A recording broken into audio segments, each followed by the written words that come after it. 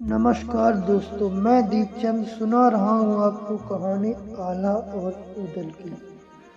क्या कहा मलैना ने उदल से? क्या उदल ने मलैना की बात मानी? मलैना के कक्ष में पहुंचकर देवर अपनी बहन के चरणों पर गिर पड़ी। मलैना को सारी घटना की खबर पहले ही मिल चुकी थी। उसने देवर को उठाया और अपने पास बैठाया। फिर उसने उदल की ओर देखा और कहा, हमारे पुत्र ने पहली बार युद्ध में जाने की इच्छा जाहिर की है देवर। हमें उसे रोकना नहीं चाहिए। अपने प्राण का मोह तो कायर और मूर्ख करते हैं। इस संसार में जितने दिन के लिए जो आया है विधाता, वह दिन उससे छीन नहीं सकते। लेकिन एक बात याद रहे बेटा, शत्रु कुछ भी करे तुम हमेशा धर्म युद्ध करना। मलैना ने उदल को धर्म युद्ध का पाठ पढ़ाया। वे उदल से बोली, बेटा हमेशा धर्म युद्ध करना, कभी किसी से डरना नहीं। शरण में आए व्यक्ति को हमेशा रक्षा करना। बालक और बूढ़े और स्त्री पर तो कभी हाथ उठाना नहीं। युद्ध में जिस सैनिक के पास हथियार ना हो उस पर वार मत करना, और भागते हुए सैनिक को तो कभी भी मत मारना। कभी भी शत्रु से पहले हथियार नहीं चलाना। अपने धर्म माता की सीख को गांठ बांधकर उदल राजा परमाल से आज्ञा लेने के लिए पहुंच गई। राजा परमाल ने मांडवगढ़ में इंतजार कर रही मुसीबतों से उदल को अवगत करवाया। उदल, हमारी बात ध्यान से सुनो। मांडवगढ़ लोहे की दीवारों से घिरा हुआ है और चारों तरफ गहरी खाई है, और खाई के चारों ओर बबूल के वन है। ऐसे में दुर्ग को भेदना दुष्कर है। कैसे कर पाओगे? और अभी तुम्हारी उम्र ही क्या है? तब उदल ने कहा, क्षत्रिय की उम्र ज्यादा होनी भी नहीं चाहिए महाराज। 12 वर्ष लोग कुकर जीवे, 13 वर्ष जिये सियार, और बरस 18 क्षत्रिय जीवे, और ज्यादा जीवे तो धिक्कार। तुम्हारी वीरता को हम संदेह नहीं कर रहे हैं उदल, किंतु भय शत्रुओं को की कुल नीतियों का है। मैं नहीं जानता तुम लोग यह कैसे कर पाओगे, पर इतना जरूर जान सकता हूँ कि युद्ध में केवल शक्ति नहीं, आपूर्ति की भी आवश्यकता होती है। यदि पराक्रम के साथ बुद्धि का भी उचित उपयोग किया जाए तो विजय निश्चित है। 12 वर्ष लोग कुकर जीवे, 13 वर्ष जिये सियार, और बरस 18 क्षत्रिय जीवे, ज्यादा जीवे तो धिक्कार। यानी 12 वर्ष की आयु कुत्तों की होती है और 13 वर्ष सियार जीता है। राजा साहब, लेकिन क्षत्रिय का लड़का यदि 18 वर्ष के ऊपर जी जाए तो उसके जीवन को धिक्कार है, क्योंकि रणभूमि में पहुंचने के लिए सिर्फ 2 परिणाम होते हैं, वीरगति या विजय। महाराज से विदा लेकर उदल ने अपने बाकी चारों वीर भाइयों को बुलाया और सभी लोग एक साथ मिले और मांडवगढ़ को जीतने की योजना बनाने में जुट गए और कहने लगे, हम एकदम से मांडवगढ़ पर चढ़ाई नहीं कर सकते। पहले वहां के भेद को जानने होंगे, उनके दुर्ग के बारे में जानना होगा, तभी यह युद्ध हम जीत सकते हैं। ये क्या कहते हैं भैया आला? आप ठीक ही कह रहे हो भ्राता मलखान। आला, यदि मांडव के किसी सिपाही या अधिकारी को हमने साथ मिला लें तो।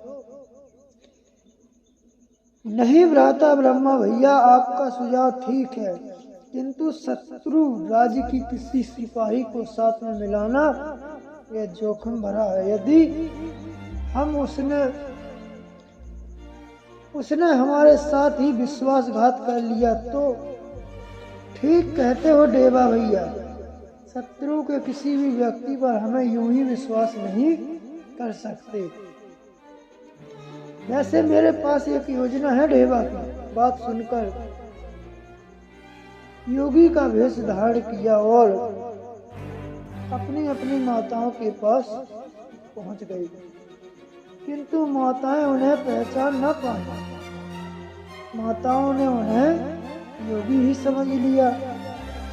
राजा परमाल ने उस दिन आला को महोबा का सेनापति घोषित कर दिया और पूरे राज्य में डोंडी पिट गई। जय सेनापति आला महाराज की जय, सेनापति आला महाराज की जय।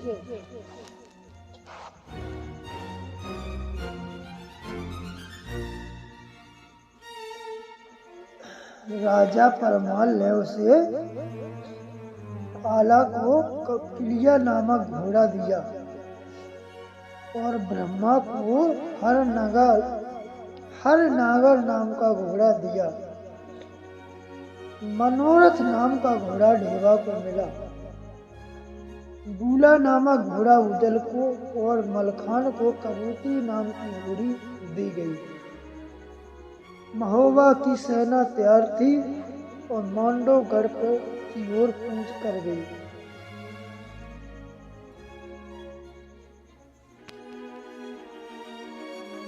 नगाड़ों और दुदुम्बियों से आकाश गूंज उठा। महाराज परमाल की जय, महाराज परमाल की जय के नारे लगाए गए।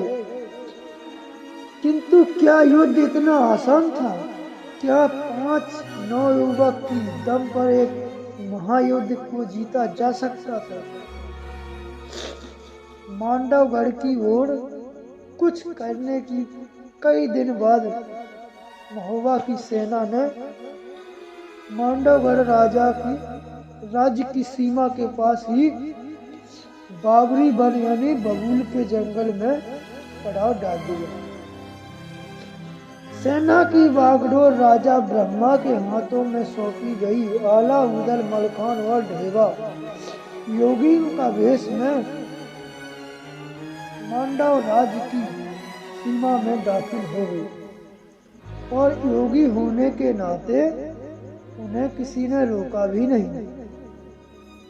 कुछ ही देर बाद मांडवगढ़ किले के मूल द्वार पर पहुंच गई। तभी द्वारपाल ने उन्हें रोक लिया।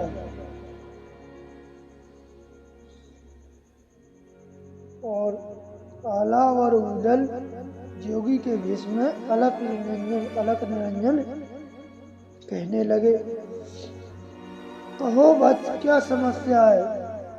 आप लोग कहाँ से आ रहे हैं? सिंदूर हिमालय से इतनी दूर से कोई विशेष काम? हम सन्यासी हैं, हिमालय से चले हैं दक्षिण के हिंदू सागर तक। रास्ते में तुम्हारा यह नगर आ गया, इसलिए हमने सोचा कि इस नगर की सेवा ग्रहण कर लें। सुना है कि यहाँ के राजा बड़े दयालु हैं। सो तो ठीक है, लेकिन यहाँ ठहर कितने दिन? तभी जोगियों के भेष में आला उदल बोले, अगर सन्यासी को यह पता होता कि वह कितने दिन ठहरने वाला है तो फिर वह सन्यासी ही क्यों होता? मन हुआ तो सालों वरना एक क्षण भी नहीं। मगर वक्त में कोई असुविधा हो तो हमें आगे की ओर चले जाएंगे। नहीं, ऐसी बात नहीं है, लेकिन पूछना मेरा काम है। आप बुरा मत मानिए, मांडवगढ़ में आप सभी का स्वागत है। अंदर से अनुमति मिलने के बाद द्वारपाल ने उन चारों योगियों को अंदर ले गया। अंदर पैर रखते ही उदल की दृष्टि वट वृक्ष की पर पड़ी। वट वृक्ष पर सबसे ऊंची डाली पर 2 सिर टंगे थे, दक्षराज और बत्सराज के। यह सिर देखकर उदल अपने आप को रोक नहीं पाया और शायद द्वारपाल को भी मालिक उदल क्या पहचान गया।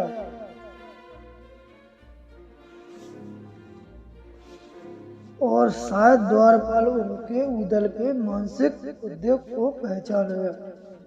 अरे छोटे बाबा जी, पेड़ पर टंगी उन खोपड़ियों को क्या देख रहे हैं? इस नगर में और भी सुंदर चीजें, उन्हें देखिए, उनका आनंद लीजिए। अब तुम हमें सिखाओगे कि क्या देखना है और क्या नहीं। तभी आला ने हालात को संभालते हुए कहा, स्वामी उदय, आप सन्यासी हैं। पेड़ पर 2 शीश देख उद्दीन हो गए। सन्यासी की किसी घटना से विचलित होना शोभा नहीं देता। एक सन्यासी के लिए मृत्यु अंतिम सत्य नहीं होता।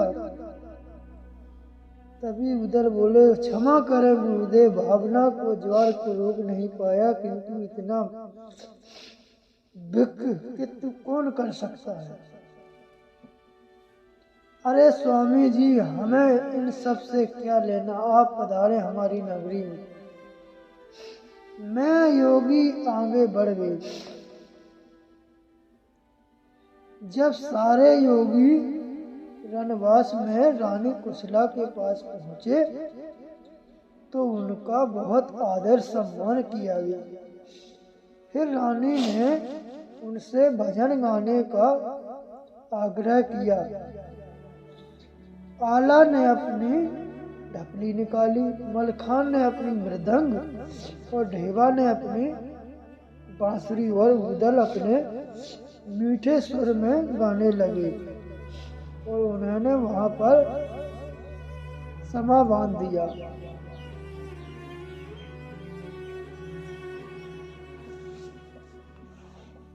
कहते हैं कि मगरी बाज रही आंगन में, युवती देख देख ठग जाए और राग रागनी दाद गावे, पक्के महल तरारा खाए।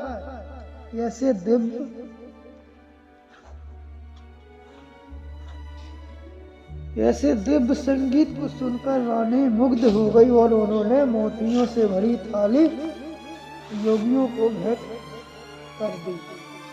योगी को हाथ में लेकर बड़ी उत्सुकता से देखने लगी। स्वामी जी, इतना उत्सुकता से क्या देख रहे हैं? माता, यह किस वृक्ष के फूल हैं? बहुत ही सुंदर है। अकृति योगियों की सरलता से रानी भी प्रभावित हुई। फिर रानी कुशला ने कहा,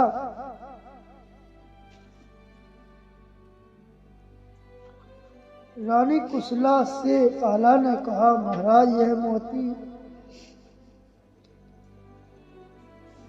फिर रानी कुशला ने आला से कहा, महाराज यह मोती सागर में पाए जाते हैं, अनमोल हैं। तो फिर हमारे किस काम के हैं माता? हम तो निर्मोही की राह पर चल पड़े हैं। हमारे गुरुदेव का यह आदेश है कि थोड़ा भजन, अधिक भजन। इन मोतियों को लेकर हम क्या करें? माता इन्हें अपने पास ही रख लें। महाराज, यहाँ हमारे महल में प्रातः योगी महात्मा और संत आते हैं, लेकिन अहो भाग्य हमारे कि आप लोग यहाँ पधारे और ऐसा प्रतीत होता है कि सच्चे योगियों के दर्शन हो गए हैं। तो महाराज, निष्कोच आप हमें बताएं कि हम आपकी और क्या सेवा कर सकते हैं। माता, गांव खलियान में घूमने वाले हम योगियों का राजमहल में यह पहला पर्दापड़ है। हम चाहते हैं कि आप हमें इस दुर्ग की एक परिक्रमा करा दें तो अच्छा हो। बस इतनी सी बात राजमहल की परिक्रमा किया। यदि आप यह राजमहल मांगते तो हम निष्कंठ ही आपको दे देते। रानी ने अपने गले से हार उतार कर योगी के हाथ में रख दिया और राजकुमारी विजय सेना को पूरा दुर्ग दिखाने का आदेश दिया। इस प्रकार वीरों ने अपनी पहली जीत हासिल कर ली थी। अब आगे का रास्ता कठिन था। एक चुनौती उनके सामने आने वाली थी। क्या थी वह चुनौती? क्या वीर अपने उद्देश्य में सफल हो पाएंगे? महोबा के कुलश्रेष्ठ जगनायक